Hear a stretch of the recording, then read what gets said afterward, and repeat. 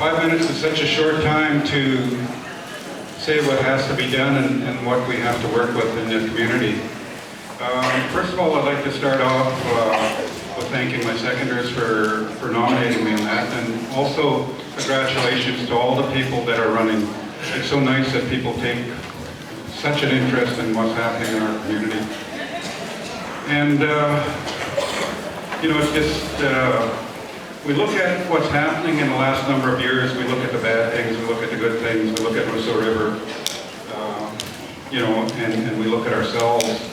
And what I see and what we have to work with is, first of all, there's so many committees working in the community, and it's such a frustrating and hard thing to follow up on. The two things that I'm concerned about, or I've worked on, of course, is the governance committee, and those of us who are trying to make the rules so that we are governed in the right way, that people are able to participate.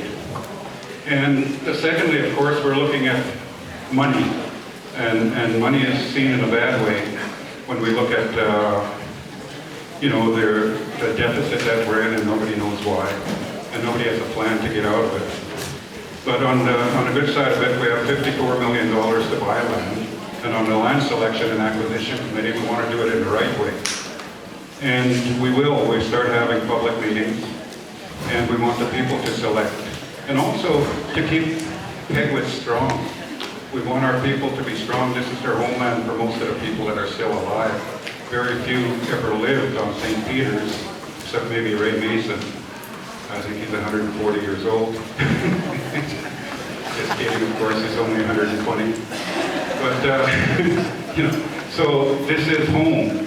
But the amount of land that's going to be available, 111,000 acres after the initial settlement, is going to make a great deal of changes, and we want to ensure, and I'm sure every person here wants to ensure that they are not shut out and they're all of a sudden the northern neighbor and everything's going to the south. So we have to have a lot of discussion on that.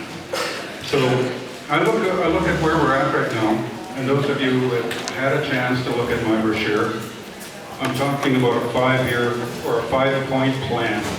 All of us working together. There's been too much fighting. There's been too much, you're this guy's supporter, you're that guy's supporter.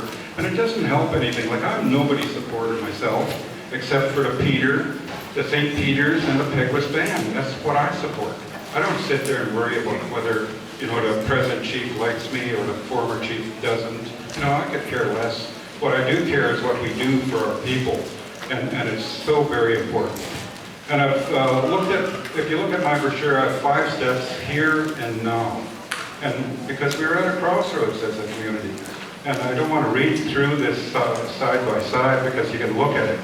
But we have to have a plan. When I sit there and listen to our people say, or our leadership say, we're going to build 100 homes a year. Well, I would like to have them in a public meeting and say, how in the hell are you going to do that? With employing our people. You could certainly go down the road there, you could go to Spring Hill and have the white man build it for you at $200,000. But what does that solve? Why don't we build it ourselves? We can build 20 houses a year here and in Selkirk and employ all our people. When we look at the deficit and how it's being reduced, it's being reduced by cutting our education, not by employing our people. If we employ our people and start owning their own businesses, building their own houses and everything, we will reduce that deficit without taking $2 million out of the education budget. So the things that I look at, and I see my timekeepers over here, is housing, economy, education, planning, and accountability. But most of all, it's us, all of us, working together. Let's quit stabbing each other in the back, and let's really work. There's no, to sit down and say the supporters of this, that, and the other. Let's all be supportive of our Peguis Reserve. Thank you very much. Vote for me on March 24th.